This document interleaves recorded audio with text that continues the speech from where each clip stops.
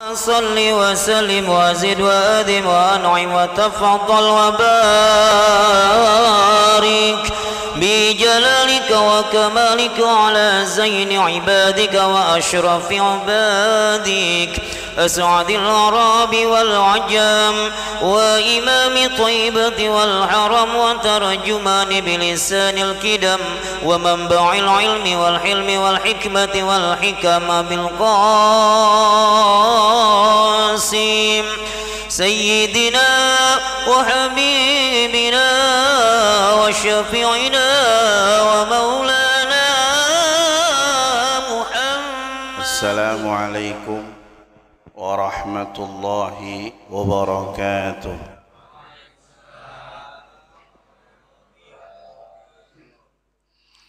بسم الله الرحمن الرحيم. الحمد لله رب العالمين وبه نستعين على أمور الدنيا والدين. اللهم صل وسلم وبارك على سيدنا محمد. Alhamdulillah, enak ini, kelihatan kenyangnya. Kepada keluarganya, para ahlul bait, kepada para sahabatnya, kepada para pengikutnya, dan mudah-mudahan kita dan keluarga kita termasuk pengikutnya di dunia dan di akhirat. Amin ya rabbal alamin. Hadirin jamaah yang dimuliakan Allah, yang sama-sama kita hormati Ketua Mushola Al-Mubarakah Al-Mukarram Al-Ustaz Bapak Haji Kamaluddin, kalau tidak salah, Al-Mukarram Al-Ustaz Abang Haji Zamroni, Al-Mukarram Ustaz Ma'mun, Ustaz Mahmud Makmur As-Sobari, sabar mulu dan para tokoh masyarakat, para hujaj, ibu-ibu yang saya hormati, yang saya muliakan. Alhamdulillah, segala puji bagi Allah Subhanahu wa ta'ala. Ini salah satu keindahan daripada bulan Ramadan. Kuliah subuhnya rame. Coba kalau bukan Ramadan, ada kuliah subuh gak?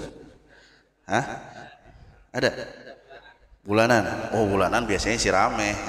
Kalau mingguan rame insyaallah nih habis Ramadan. Amin, amin ya rabbal alamin. Jadi bapak-bapak, ibu-ibu yang saya hormati, yang saya muliakan, ini saya sedikit doang yang ingin saya sampaikan di sini. Jadi kagak lama, paling 5 menit kali. Bonusnya ya berapa menit dah. Jadi bapak hadirin sekalian, ibu-ibu yang saya hormati, yang saya muliakan, ini sebenarnya ini kita puasa di hari keberapa nih? 7. Emang kalau bulan Ramadan gampang banget ingetnya. Kira-kira berapa hari lebaran ya? Udah mikirin baju baru, waduh, beli di mana ya? Nyari yang di bazar, cari di Tokopedia, cari di Shopee, waduh. Hah? Nyari-nyari yang murah-murah gitu, diskon gede-gedean. Udah mikirin ke sono ya, karena emang bulan Ramadan biasanya cepet banget, apal banget ngitungnya. Biasanya sebelum Ramadan, tanggal berapa Hijriah sekarang? Amat gitu. Ya, nggak tahu. Tapi ketika bulan Ramadan, alhamdulillah banyak yang tahu apa tanggalan Hijriah. Jadi bapak ibu saya sekalian yang saya hormati, yang saya muliakan. Jadi yang pertama ini, yang harus alhamdulillah kita bersyukur atas nikmat Allah Subhanahu wa ta'ala adalah apa? Wujudut ta'ah. Apa maksud daripada wujudut ta'ah? Adanya ketaatan kita kepada Allah Subhanahu wa ta'ala. Dalam ayat Al-Quran, a'udzubillahi minasyaitonir rajim, bismillahirrahmanirrahim, ya ayyuhallazina amanu kutiba alaikumus shiyam kama kutiba alal ladzina min qablikum la'allakum tattaqun. Apa hubungannya dengan wujud ta'ah ini? Adanya ketaatan dalam diri kita. Bapak Ibu sekalian yang saya hormati, yang saya muliakan, ini alhamdulillah kita ada wujud ketaatan kita kepada Allah Subhanahu wa taala. Ketika Allah Subhanahu wa taala firmankan, ya ayyuhalladzina amanu, wahai orang-orang yang beriman, kutiba alaikumus shiyam, diwajibkan kepada kalian apa? Puasa. Kama kutiba alal ladzina min qablikum, sebagaimana diwajibkan orang-orang sebelum kamu, la'allakum tattaqun, agar kalian bertakwa. Ini Allah Subhanahu wa taala perintahkan kita puasa. Karena adanya ketaatan kita, Allah perintahkan puasa, kita laksanakan puasa. Puasa tarkul muftirat, meninggalkan perkara-perkara yang membatalkan. Contoh kayak misalkan menahan lapar, makan, minum, puasa. Coba bayangin, dari ketaatan ini kita tinggalkan kebiasaan kita yang biasanya pagi-pagi nyari nasi uduk, sampai bela-belain di sono yang enak no, semur jengkolnya berasa. Di daerah mana biasanya di sini?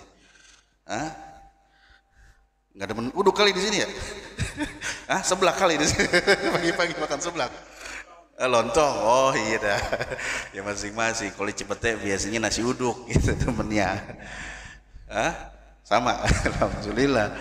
Bubur. Bela-belain di mana ya bubur? Pagi-pagi biasa nyarap bubur, nyarap nasi uduk, menyarap lontong dan seterusnya. Yang biasanya pagi-pagi nongkrong di depan rumahnya sambil ngopi, sambil ngerokok. Iya. Tapi Bapak hadirin sekalian, itu kebiasaan kita yang kita senengin. Itu kebiasaan kita yang kita senengin. Tapi ketika perintah Allah Subhanahu wa taala, kutiba alaikumus shiyam, diwajibkan atas kalian berpuasa, kita tinggalin itu semua. Karena ada apa? Wujudut ta'ah. Alhamdulillah dalam diri kita ini ada ketaatan kepada Allah, dan ini yang luar biasa. Kita tinggalkan yang biasa ngerokok, ditinggalin rokoknya. Puasa. Yang biasa ngopi, ditinggalin kopinya. Yang biasa makan sarapan nasi uduk, ditinggalin uduknya. Yang biasa makan lontong, ditinggalin lontongnya, ditinggalin buburnya. Enggak makan, kagak minum, kagak ngopi, kagak ngerokok. Puasa. Karena apa itu? Wujudut ta'ah. Adanya ketaatan kita, dan itulah yang mahal. Itu mahal. Hadirin Bapak yang saya hormati, yang saya muliakan. Ini kalau kita bicara pahala puasa, dikatakan dalam hadis qudsi, kullu amali bani Adam illa shiyam. Dalam riwayat lain dikatakan illa shaum fa innahu li wa ana ajzi'u bih. Dalam hadis qudsi, kalau dijelasin hadis qudsi panjang ya. Hadis qudsi dikatakan kullu amali bani Adam lahu, segala amalan keturunan anak Adam akan kembali untuknya. Pahala solat langsung untuk dia, pahala sedekah langsung untuk dia, pahala ngaji Quran langsung untuk dia, pahala taklim langsung untuk dia. Illa shiyam. Nih biasanya kalau ada kayak begini, kecuali ini yang mahal.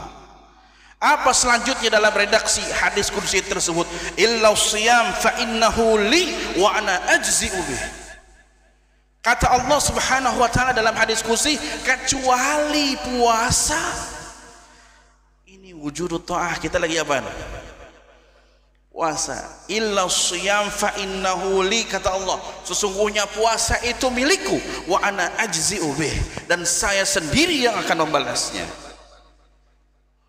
Jadi dari hadis ini Bapak Ibu sekalian yang saya hormati, yang saya muliakan, ini menunjukkan banyak ulama yang mengatakan saking besarnya pahala puasa, ghair muhaddad, ghair muayyan.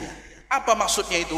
Enggak ditentukan ini pahalanya kira-kira mendapatkan sekian berapa derajat ketinggian atau nambahnya seorang hamba Allah. Enggak ada. Enggak dijelaskan secara detil balasan Allah Subhanahu wa taala. Oh, surga kali Pak Ustaz. Iya emang benar surga, tapi bukan cuman ke surga. Nanti kita mudah-mudahan semua masuk surga tanpa dihisab. Amin. Kita nanti ketika sudah masuk surga, nanti Allah siapkan bingkisan yang spesial bagi mereka orang-orang yang melaksanakan ibadah puasa. Dan inilah makanya kenapa dikatakan oleh para ulama ini puasa pahalanya enggak tentu, tidak ditentukan, tidak terperinci detil. Bagaimana? Kadang-kadang kayak kita sholat dalam hadis, as-salatu jamaah afdal min salatil fadhi bi 27 darajah, bi 25, dalam riwayat lain bi 25 darajah. Orang yang sholat jamaah, alhamdulillah kita sholat jamaah itu berapa kali lipat pahalanya? Sampai 27 atau sampai dalam riwayat lain 25 derajat dibandingkan dengan orang yang sholatnya sendiri. Itu ada ketentuannya. Kemudian al-hasanah bi asyri amsalha ila 700 dha'fin. Orang yang berbuat baik dapat pahalanya itu 10 kali lipat atau bahkan sampai 700 kali lipat. Itu ada ketentuannya. Disebutkan, oh ini orang sedekah dia dapat apanya? Balasannya nanti 10 kali lipat atau bisa jadi sampai 700 kali lipat. Jadi disebutkan muayyan, ditentukan. Tapi kalau puasa enggak. Dikatakan fa innahu li, itu buat aku, kata Allah Subhanahu wa taala dalam hadis qudsi, wa ana ajzi'u bih, dan saya akan membalasnya. Dan hadirin jamaah ini muliakan, dari sinilah makanya kenapa ibadah puasa itu dikategorikan sebagai apa? Amal khafi. Apa itu amal khafi? Amalan yang tersembunyi. Apa maksud daripada amalan tersembunyi? Ya orang kadang-kadang belum tentu bibir kering dia puasa, di depan orang dia puasa, Masya Allah, dulu lapar banget nih katanya. Agak makan, agak minum, Masya Allah. Di belakang orang, waduh nggak ada orang ini, bikin sirup katanya. Nah ini disebut namanya amal khafi. Apa? Amalan yang tersembunyi. Beda kalau kita sholat kelihatan, kalau puasa siapa yang bisa melihat orang puasa? Mau dipantengin, lu mana? Warmani, gue ikut. Awas lu minum, gitu. Begitu. Maka disebut amal khafi. Apa? Amalan yang tersembunyi yang Allah dan orang yang melaksanakannya lah yang tahu. Maka Bapak hadirin sekalian yang saya hormati, yang saya muliakan, sekali lagi pahalanya besar karena apa? Ya begitu. Ya, masuk ke kamar mandi, lama buka keran, ambil wudhu, kumur-kumur, nyicip adik kita. Nggak kelihatan nih, ini di dalam kamar mandi. Ya, ada yang begitu? Kagak kali di sini mah. Banyak. Nggak ada orang, wah ada donat. Nggak ada orang, wah ada Oreo. Wah nggak ada orang, dan seterusnya. Maka yang disebut puasa ini adalah amal khafi, amalan yang tersembunyi. Oleh karena itu pahalanya luar biasa Allah Subhanahu wa taala berikan. Termasuk Bapak hadirin sekalian yang sering nih dikatakan dalam hadis Rasulullah sallallahu alaihi wasallam, la khalufu famis shaim atyabu min rihil miski. Berubah baunya mulut orang yang berpuasa itu bagi Allah lebih harum daripada minyak misk atau minyak kasturi. Waduh, ini jadiin dalil, tapi ini ya dijadiin dalil yang salah maksudnya.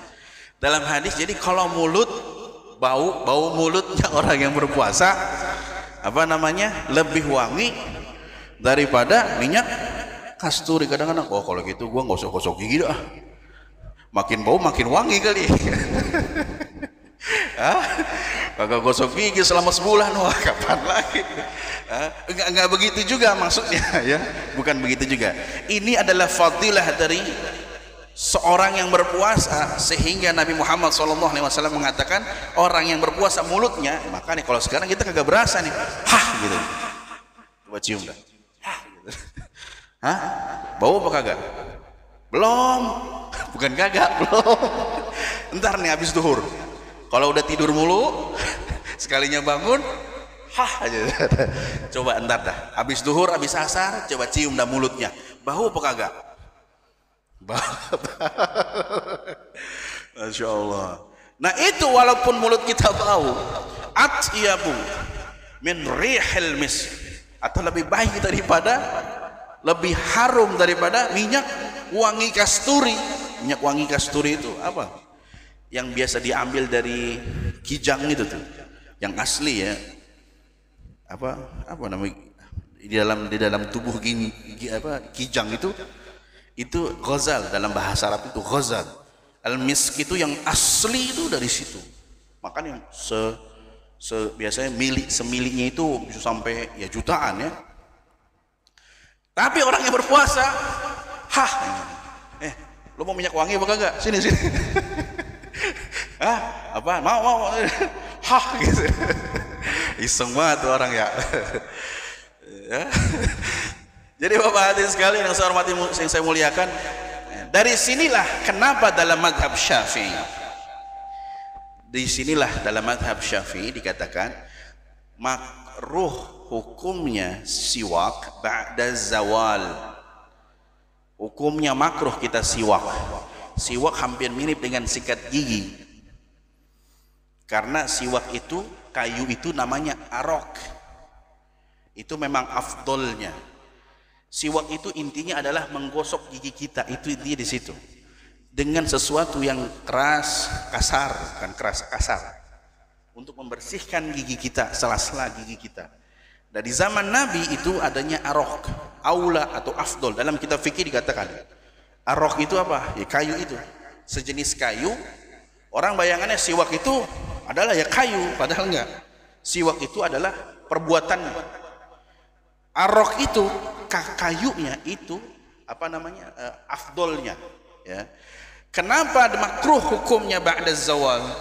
Zawal ini maksud zawalus syams, tergelincirnya matahari, atau yang paling pas adalah waktu zuhur. Jadi kalau sudah waktu zuhur, makruh hukumnya siwak atau gosok gigi. Kenapa makruh? Karena dikhawatirkan akan merubah bau mulut kita. Jadi kalau udah ada hadis ini katanya baunya, mulutnya orang yang berpuasa lebih wangi daripada minyak kasturi, ya udah gosok-gosok gigi ketika ba'da zawal. Tapi dalam mazhab Hanafi, bahwasanya hadis ini menjelaskan apa? Ini adalah hadis tentang keistimewaan orang yang berpuasa. Artinya digunakan mafhum mukhalafah. Artinya mafhum mukhalafah bagaimana?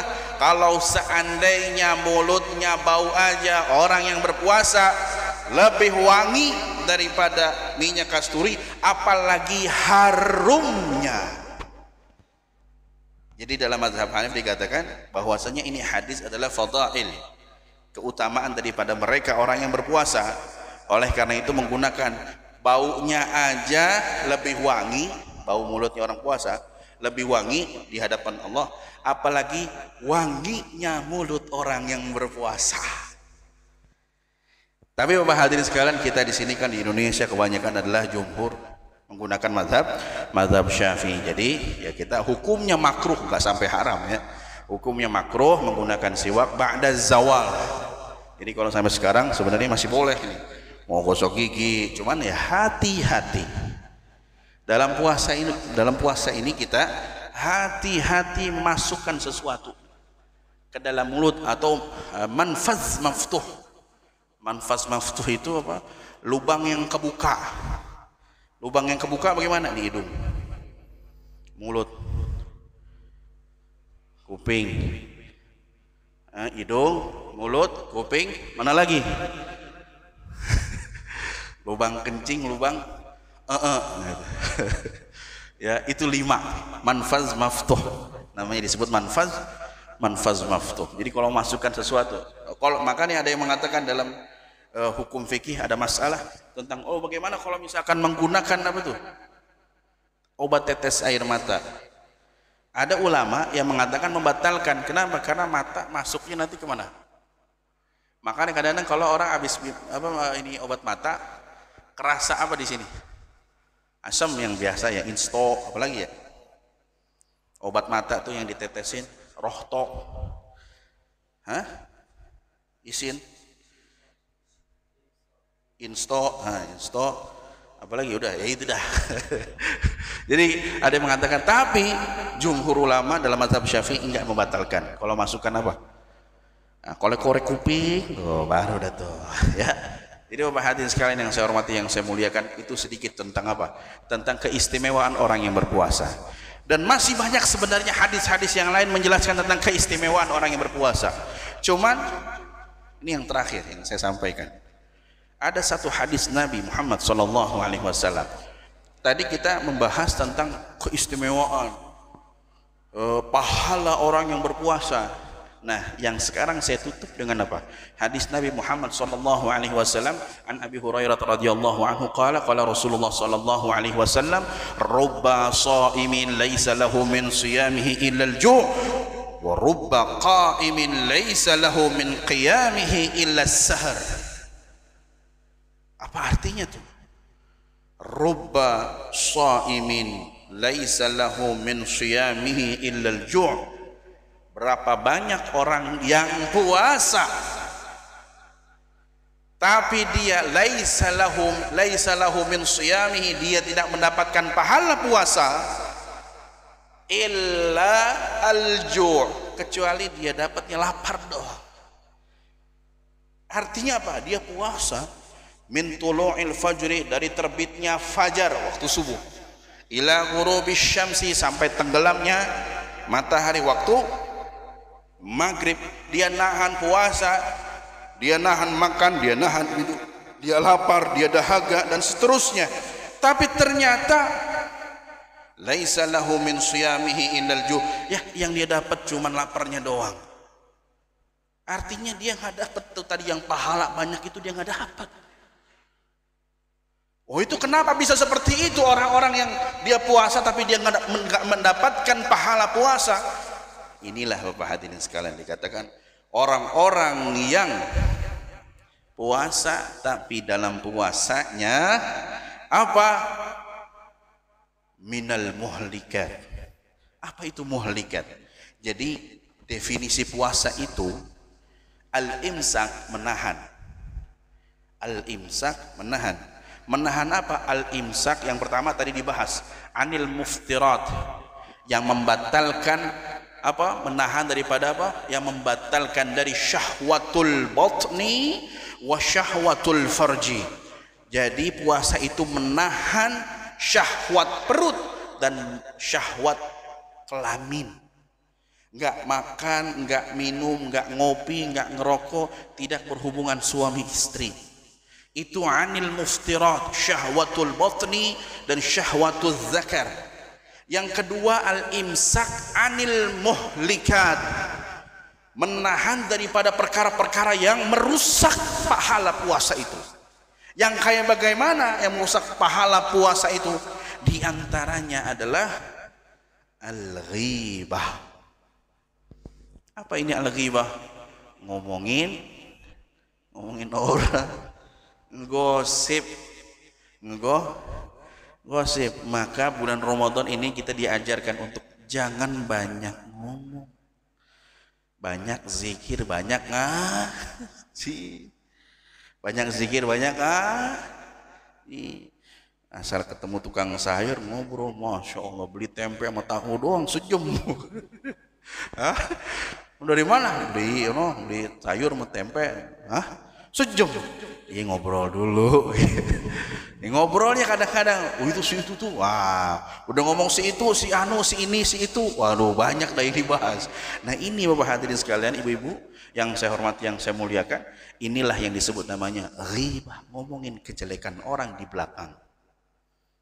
Si itu beli motor, motornya hasil apa nggak ada surat-suratnya katanya, jangan-jangan dari rampok gitu.